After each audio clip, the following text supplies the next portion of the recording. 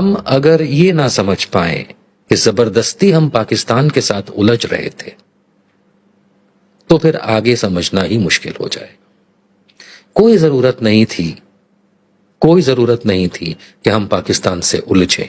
जो ये पुलवामा के अंदर हुआ, इसमें क्या जांच नहीं होनी चाहिए थी? भाई, आपके घर में भी कोई घटना होती है या कहीं भी पोस्टमार्टम होता है, पुलिस भी कराती है बाकायदा, किसी भी मौत पे, संदिग्ध मौत पे होती है, तो वो संदिग्ध मौत तो थी, और उसमें ये पता चलाना चाहिए था कि आरडीएक्स कैसे घूमा, कहां कहां घूमा, सीसीटीवी फुटेज कहां, उसके ड्रोन के फुटेज कहां, वो कैसे नहीं हुआ, वहां की लोकल एडमिनिस्ट्रेशन की क्या कमी पाई गई, किसको क्या दोषी पाया गया, किसको दंड मिला, कुछ नहीं पता चला।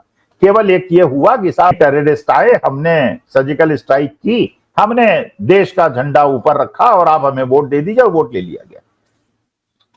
अच्छा, इसी प्रकार से पहलगांव के अंदर, भाई जिस वैली के अंदर 2000 पर्यटक हों और वहां पे 200 किलोमीटर क्रॉस करके पाकिस्तानी बॉर्डर 3 टेररिस्ट आ जाएं और वहां पे गोली चलाएं, 1 घंटे तक गोली चलाएं, लोगों को मारें, न कोई मेडिकल एड पहुंचे, न कोई रेजिस्टेंस हो, और मार के भाग जाएं और पकड़े न जाएं और आज तक न पकड़े गए। तो क्या ये लॉजिकल एक इंटरप्रिटेशन नहीं होना चाहिए और उसकी भी कोई जांच ना हो? 4 महीने पता हो गए, अभी तक ये पता न चले कि वो हुआ क्यों था, किसकी कोताही से हुआ था।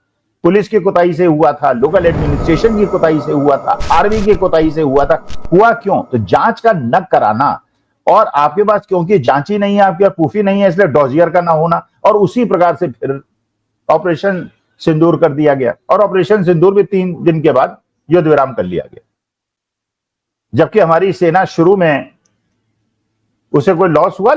साइंटिफिक लॉजिकल इंटरप्रिटेशन नहीं करेंगे और आंख मूंद कर बात को मानेंगे, और आपको कुंद कर दिया जाएगा सोचने की क्षमता को, कि अगर आप सोचेंगे और प्रश्न पूछेंगे तो इसका मतलब यह है कि आप नेशनलिस्ट नहीं और आप एंटी नेशनल है। वो उचित नहीं है, क्योंकि हम लोग हर चीज का विश्लेषण करते हैं। जो पाकिस्तान में हो रहा है उसको भी विश्लेषित करते हैं, जो अमेरिका में हो रहा है वो क्यों कर रहा है, हम पे टैरिफ क्यों लगा रहा है, सबसे ज्यादा टैरिफ हम पे क्यों लगा रहा है, चीन पाकिस्तान के साथ क्यों खड़ा हो गया, अजरबैजान क्यों खड़ा हो गया, तुर्की क्यों खड़ा हो गया, और मोदी जी वहीं जाके उन्हीं तुर्की के राष्ट्रपति से झप्पी क्यों लगे, और एससीओ की मीटिंग में क्यों चले गए, और हमारी चीन से भी दोस्ती नहीं है और अमेरिका से भी दोस्ती नहीं है। क्यों ऐसा हो रहा है कि ऑस्ट्रेलिया न्यूजीलैंड के अंदर भारतीयों के खिलाफ विद्रोह पनप रहा है, ऐसा क्यों हो रहा है? लेकिन बीजेपी क्यों, चाहे मोदी जी हों, चाहे इनके नेतागण हों, इन्हें हिंदुस्तान, पाकिस्तान, मुसलमान, बस यही दिखता है।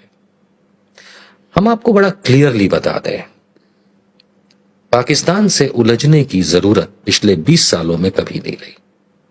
जब मैं कहता हूं 20 साल, तो मैं वहां से शुरू करूंगा जहां अटल बिहारी जी हमें छोड़ गए। कोई जरूरत नहीं थी कारगिल को युद्ध बनाने की। कारगिल में घुसपैठिए आ रहे थे, उनको हमने मारा।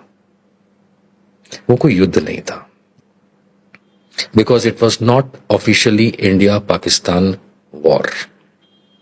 लेकिन नॉमेनक्लेचर दिया गया, नाम दिया गया युद्ध का, पब्लिक में एक अपील क्रिएट करने के लिए कि देखिए हम भी वही कर सकते हैं जो कांग्रेस की सरकारें करती आई। भारतीय जनता पार्टी ने वही सिस्टम मोदी जी के समय फॉलो किया। इन्होंने कहीं सर्जिकल स्ट्राइक का नाम देकर के अपने आप को बहुत बड़ा दिखाने की कोशिश की। सेना तो रोज सर्जिकल स्ट्राइक करती। बालाकोट, मुझे बहुत अच्छे से याद है कि बालाकोट इंडिया में नेशनल मीडिया चैनल्स पे बैठ के मैंने एक्सपोज किया कि वहां पे कौवा कबूतर शायद मरा हो और कुछ नहीं हुआ। और ये बड़े बड़े चैनल्स जो हैं, इनमें बैठ करके इन्हीं को हमने दिखाया कि कैसे आपका पूरा इंफॉर्मेशन गलत है। लेकिन भारतीय जनता पार्टी का जो फॉलोअर है, और अमूमन ऐसा होता है कि राजनीतिक दलों के जो फॉलोअर्स होते हैं उनमें अधिकांश ताली बजाने वाले लोग होते हैं। ये चीज मोदी जी को बहुत अच्छे से पता है। पुलवामा का तो अभी तक कोई नतीजा मिला नहीं, पहलगाम हमला फिर हुआ। पाकिस्तान से उलझने के बजाय हमें वो 4 आतंकवादी ढूंढने चाहिए थे। जहां फोकस करना चाहिए वहां पे मोदी जी फोकस नहीं करते।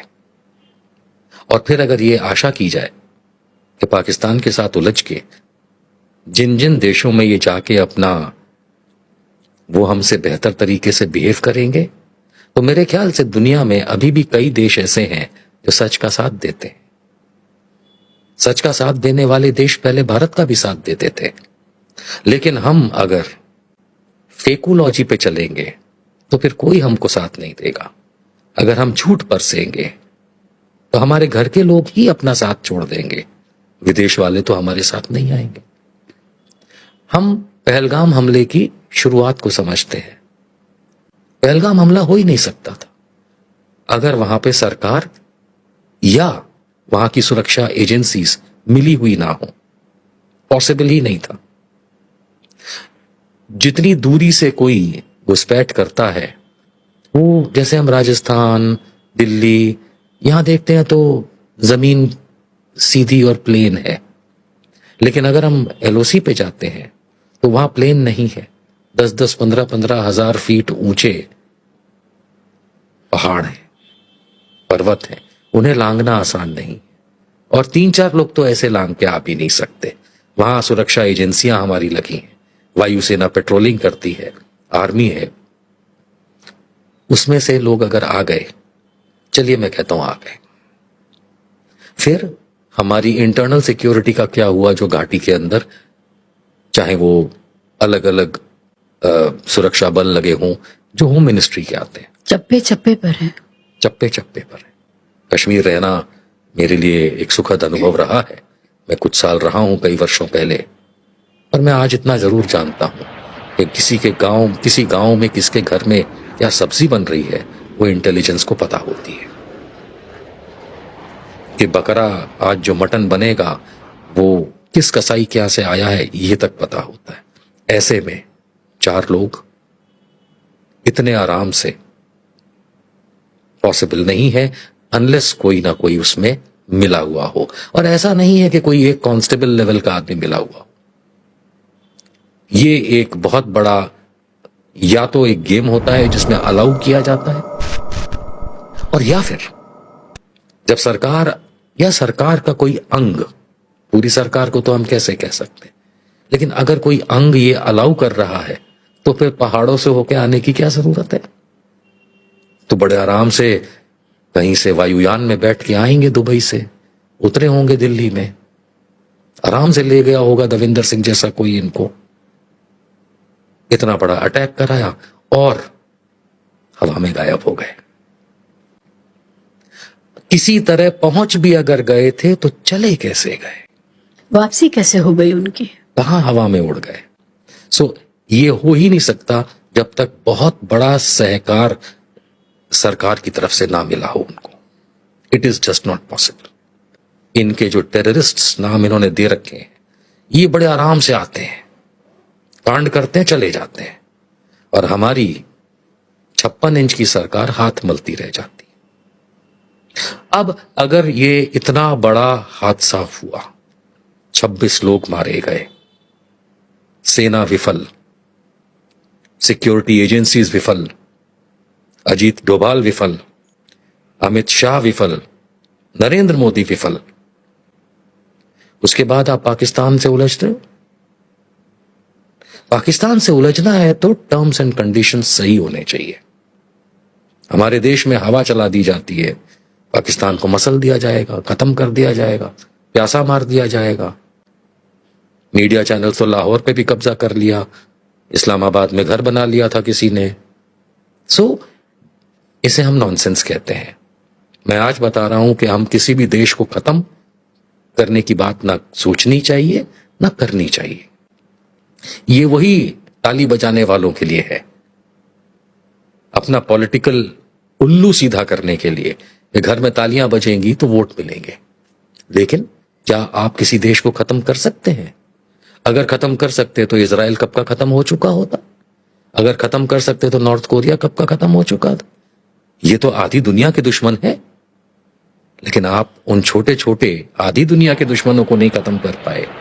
तो आरएसएस के द्वारा खुद बयान किया हुआ कि भारत पाकिस्तान तो भाई भाई हैं, दत्तात्रेय होसाबले का स्टेटमेंट है। कि पाकिस्तान हमारा छोटा भाई है, वो दुश्मन नहीं है, तो उसे खत्म करने की बात कहां से आती है? और जब आप ऐसा करते हैं तो जो भी सेंसिबल विदेश, कोई भी सेंसिबल, वो सच का साथ देगा। उन्होंने पाकिस्तान का साथ दिया, अमेरिका पाकिस्तान का साथ देगा, चाहे आपको अच्छा लगे या बुरा। चाइना पाकिस्तान का साथ देगा, चाहे आपको अच्छा लगे या बुरा। यूरोप पाकिस्तान का साथ देगा, आपको अच्छा लगे या बुरा। It is not about mister Modi.